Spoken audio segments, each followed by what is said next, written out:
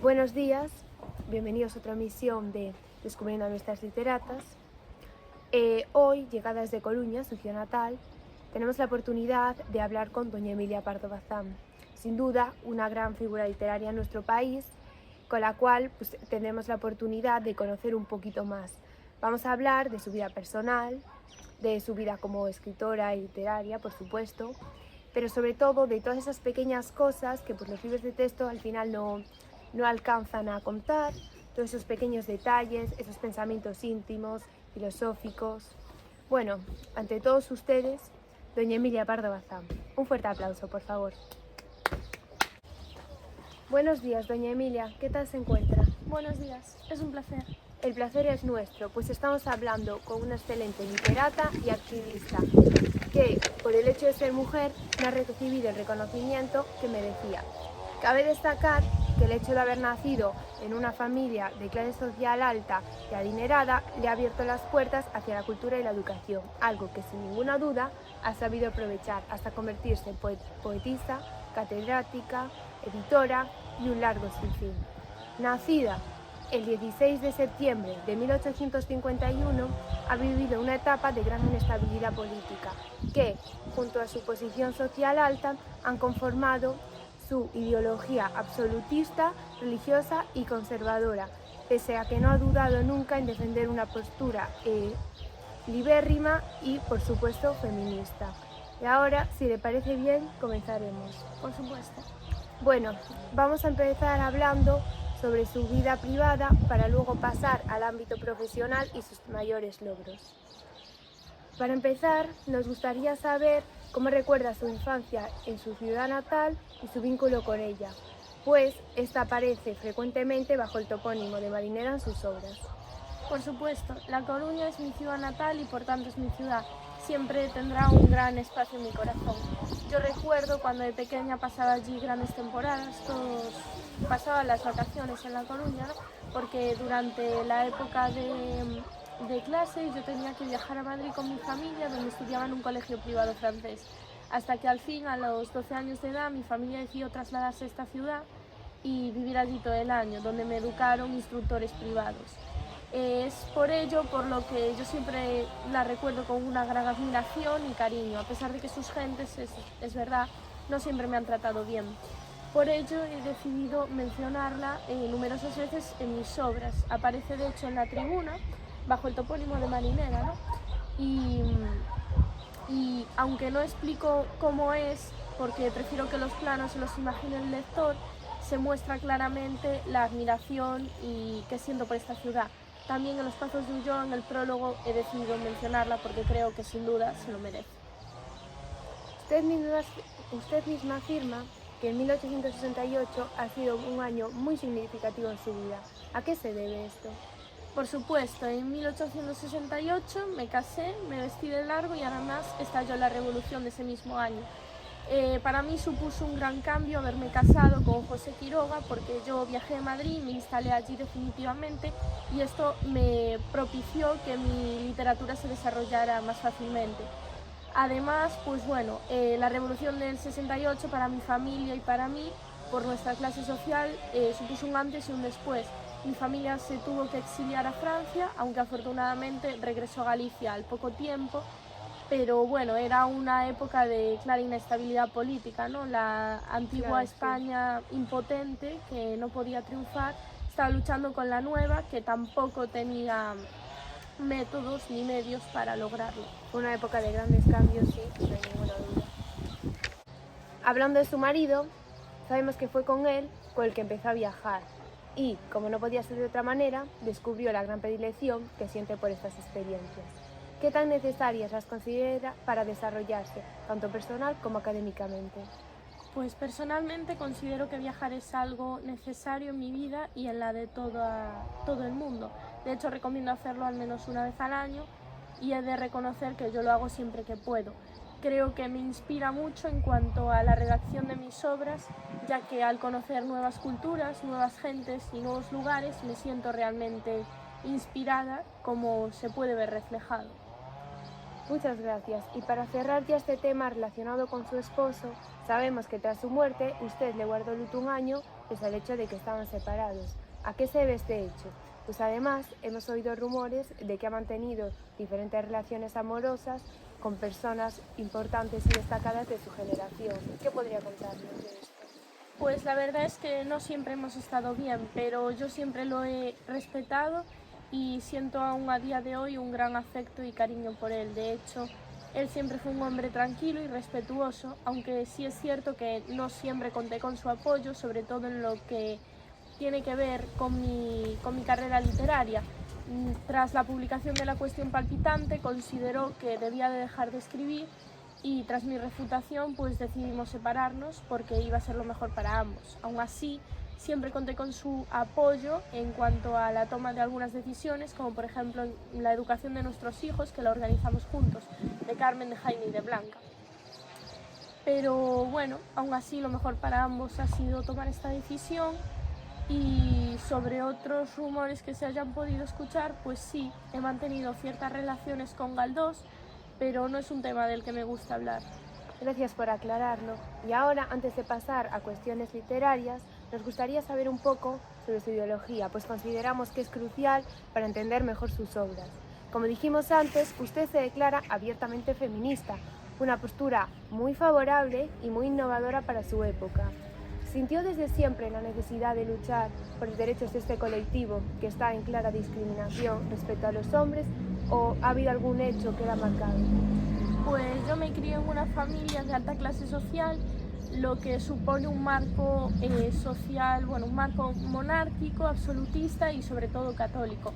Yo era carlista en mi juventud, pero según ha pasado el tiempo he sentido la necesidad de defender a las mujeres para intentar buscar esa igualdad con respecto a los hombres. Estas ideales ya me los infundó mi padre, quien también pensaba así. De hecho, traigo aquí escrita una frase que él siempre me decía y creo que hay que recordar, ¿no? Mira, hija mía, los hombres somos muy egoístas y si te dicen alguna vez que hay cosas que los hombres pueden hacer y las mujeres no, di que es mentira, porque no puede haber dos morales para dos sexos. Esto lo reflejé en muchas de mis obras porque considero que bueno, era un tema muy importante y algo muy necesario en nuestra sociedad porque es un cambio que se tiene que producir cuanto antes. Así se mostró, por ejemplo, en un fragmento que voy a leer a continuación de La dama joven, que se publicó en el año 85. Si me permites.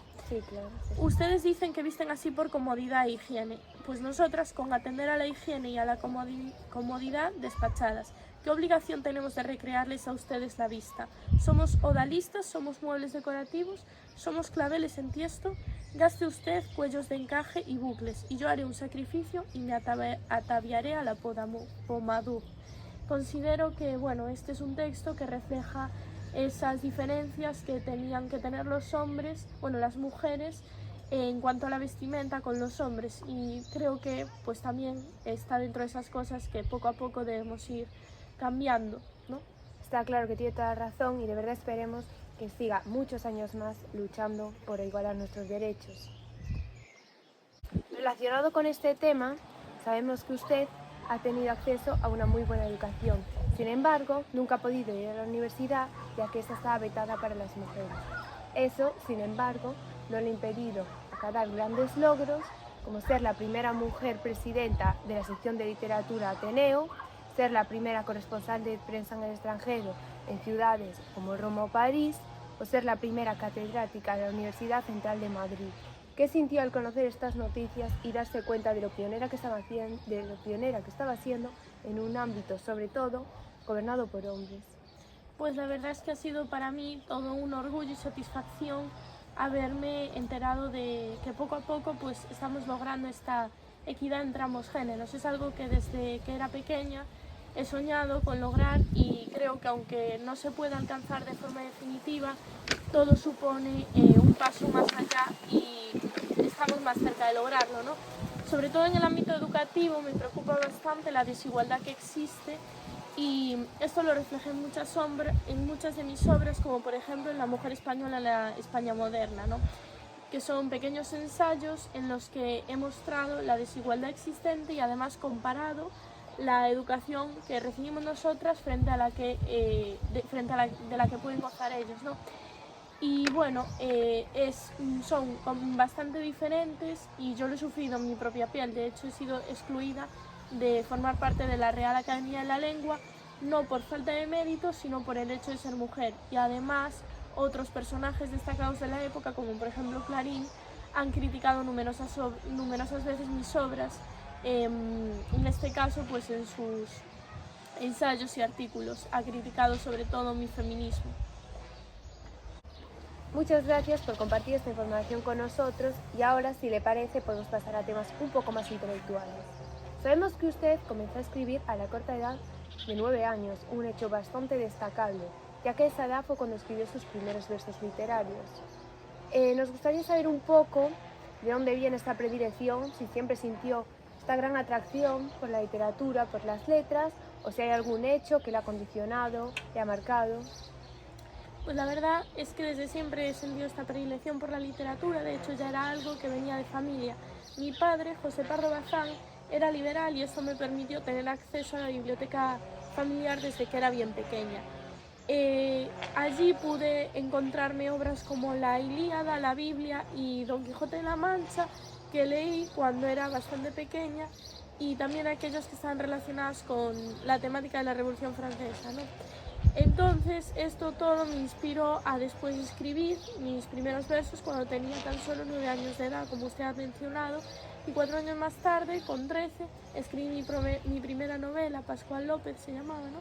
Una autobiografía de un estudiante de medicina, aunque sí es cierto que prefería sin duda escribir poesía antes que escribir novela en aquellos tiempos. Nos deja usted impresionados, doña Emilia.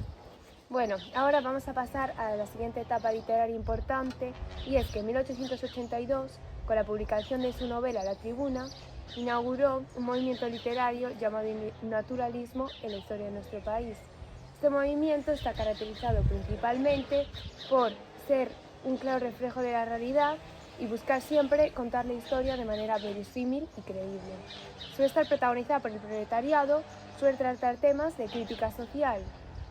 Este movimiento tiene su origen en Francia con el escritor Émile Zola. ¿Qué podría contarnos un poco de su relación? ¿Qué tan marcada está por sus diferentes ideologías? ¿Qué opina sobre todo esto? Bueno, primero de todo me gustaría destacar y aclarar que yo no me considero ni idealista ni realista, tampoco naturalista, sino ecléctica.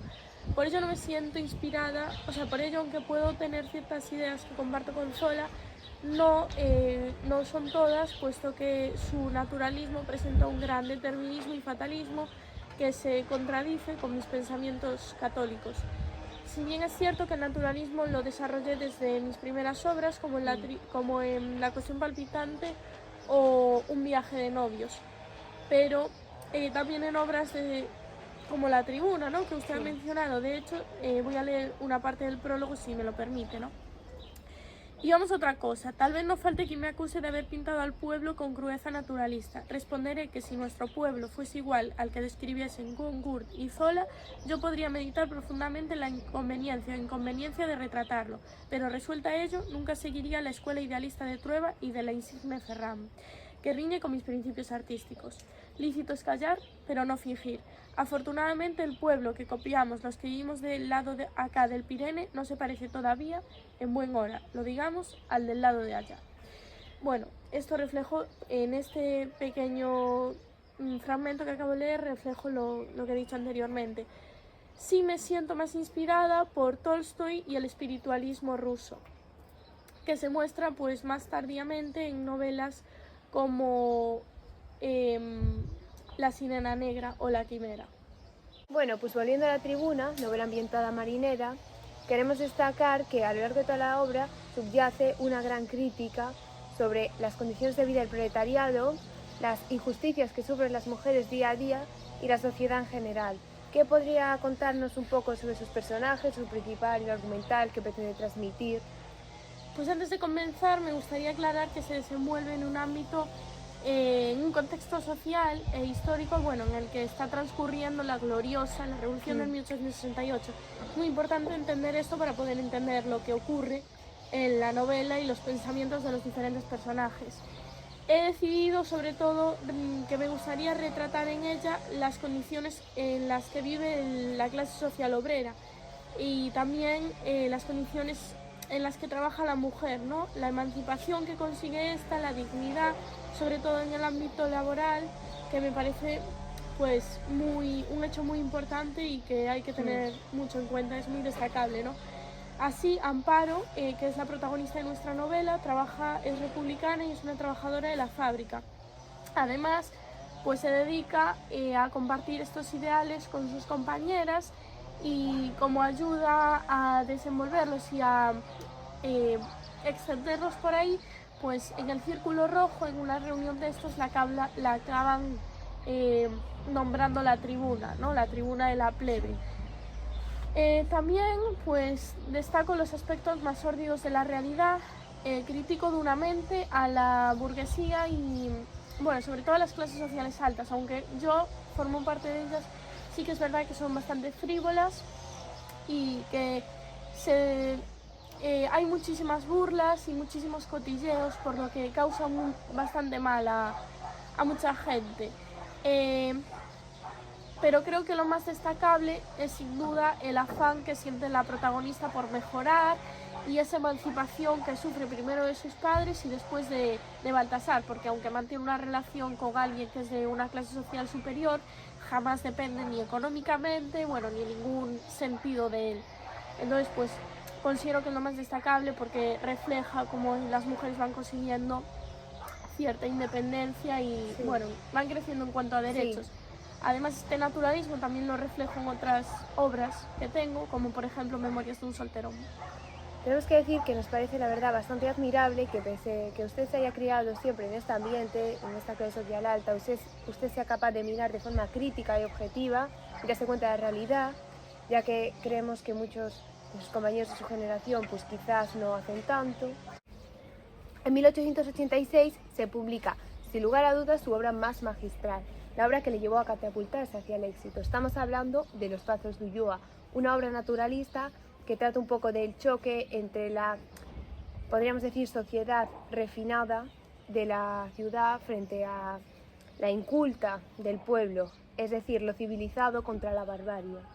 De forma breve podríamos resumir la historia de forma que Julián, un sacerdote, es asignado a la casa del marqués de Ulloa para administrar sus tierras. Allí, además del marqués, viven Primitivo, Sabel y Perucho. Primitivo es el criado, pero en el fondo ostenta más poder que el propio marqués. Y después, Sabel, la hija del criado, mantiene una relación con el marqués, con el que tiene un hijo legítimo, Perucho. Julián, el sacerdote, cuando se entera, manda al marqués a Santiago para, podríamos decir, que se civilice un poco, deja atrás toda esta locura del campo y allí se casa con su prima, una mujer socialmente aceptable. Tienen unos meses de felicidad y todo va bien hasta que vuelven al Pazo. Allí, su mujer, que está embarazada, descubre que Perucho en realidad es su hijo ilegítimo y no su ahijado, como le habían hecho creer en un principio. Bueno, podríamos decir que con la vuelta al campo, el marqués vuelve a caer en todos sus excesos y al final Primitivo, el sirviente, es asesinado acusado de traición al rey y Julián es desterrado. La historia acaba 10 años después, cuando este vuelve a visitar la tumba de la mujer del marqués. Ahora, si podría contarnos un poco qué sintió, qué quería transmitir, cómo está ambientada. Sí, pues bien, en esta obra quería transmitir, al igual que en otras anteriores, ¿no? Las características principales del naturalismo, las atrocidades que sufría la clase obrera gallega, el pueblo gallego, ¿no? Entonces, de hecho, se describe a Galicia como un país salvaje y, bueno, casi sin educación. Y esto es una clara característica del naturalismo, que además se refleja en el carácter de los personajes que protagonizan la historia. Estos tienen unos valores sociales que son, pues, completamente, podríamos decir, inaceptables muchas veces y nos sirve para comparar constantemente la vida entre aquellos que viven en la ciudad con estos que digo que viven en la campiña, las diferencias Sí. que existen entre ellos, entre la religión de unos y las buenas costumbres de otros, como Nucha y Julián, como bien has dicho, o incluso con la brujería de Don Pedro y Isabel. Además, tiene gran influencia el medio sobre los individuos, y esto se muestra en un fragmento claramente que procedo a leer, de Los Pazos de Ulloa. Sí, claro. Meloda, todo el mundo se reía a carcajadas. El capellán no comprendía. ¿Qué pide?, preguntó. ¿Qué ha de pedir?, respondió el marqués festivamente. El vino, hombre, el vaso de tostado. Mamá, exclamó el abad. Antes de que Julián se resolviese a dar al niño su vaso casi lleno, el marqués había upado al mocoso, que sería realmente una preciosidad a no estar tan sucio. Parecíase a Isabel, y aún se le aventajaba en la claridad y alegría de sus ojos celestes, en lo abundante del pelo ensortijado, y especialmente en el correcto diseño de las facciones. Sus manitas, morenas y hoyosas, se tendían hacia el vino color de topacio. El marqués se lo acercó a la boca, divirtiéndose un rato en quitárselo cuando ya el rapaz creía ser dueño de él. Por fin consiguió el niño atrapar el vaso y en un decir Jesús trasegó el contenido, relamiéndose además. «Este no se anda con requisitos», exclamó el abad. «Ya», confirmó el marqués, «si es un veterano. ¿A qué te zampas otro vaso, Perucho?» Bueno, pues podemos observar claramente las características de esto, ¿no?, que hemos mencionado anteriormente, la influencia del medio y de la sociedad sobre el individuo. Sí, ese niño que en el fondo es muy pequeño y ya se le está animando a tomar vino, se le está incitando a tomar unas costumbres un poco más bárbaras, sí. Fue tan solo un año más tarde, en el 1877, cuando usted escribió la continuación de esta obra de la que acabamos de hablar, La Madre Naturaleza, y bueno, pues pese a que sigue una misma línea naturalista y pues sí, tiene muchas similitudes, tal, también queremos destacar algunas diferencias, ya no solo a nivel argumental, claramente, sino también pues en este estilo. Pese a que se pueden apreciar, la verdad, pues a simple vista, leyéndolas, nos gustaría un poco que como autora de esta obra nos explicase qué es lo que quiere transmitir, un poco de qué va la historia, los personajes y sobre todo pues que nos explicase así las diferencias que considera más importantes. Sí, bueno, primero de todo, si bien es cierto que hay mucha gente que no entiende el porqué de esta segunda parte, podríamos así llamarla, ¿no?, entre nosotros, porque la primera de por sí ya cuenta con una lógica completa y no necesita nada que la complemente. Pero bueno, esto ha sido así. De hecho, yo misma, bajo mi punto de vista, es necesario y muy recomendable leer primero de todo La Cuestión Palpitante, que es una obra que he estado mencionando a lo largo de toda esta entrevista y es una recopilación de textos periodísticos que desarrollan temas que yo luego escribo en estas obras, y también un poco el naturalismo de Zola, que aunque yo no lo comparto, sí creí que era necesario y además pues bastante favorable explicarlo para después poder entender un poco mejor ciertos rasgos. Se ve que es una clara continuidad porque aparecen personajes, los mismos, Perucho, Manolita, más desarrollados, y uno nuevo que es Gabriel, que yo considero el protagonista porque la acción se empieza a desarrollar tras su llegada. Trata precisamente una relación incestuosa entre Perucho y su hermanastra, que supone un enfrentamiento, ¿no?, entre naturaleza y cultura, y finalmente acaban sucumbiendo a este amor. Además también tratan otros enfrentamientos, como por ejemplo el de la razón contra los instintos y también cierta animalidad, todos rasgos de este movimiento del que hemos estado hablando a lo largo de toda la entrevista y tan propio de mi persona, que vamos a decir, el naturalismo, ¿no? Bueno, pues para finalizar esta entrevista, la verdad es que me gustaría destacar la inmensidad de su obra literaria, porque la verdad es que tiene más de 600 cuentos, diversos artículos científicos, ensayos periodísticos en diversos periódicos, medios locales de su época, de su generación. Y pues muchas gracias, la verdad ha sido un placer tenerla aquí con nosotros y pues esperamos poder verla pronto. Bueno, el placer siempre es mío, ¿no? Buen día, gracias. Encantadas. Bueno, y con esto termina otra emisión de Conociendo a nuestras literatas. Muchas gracias.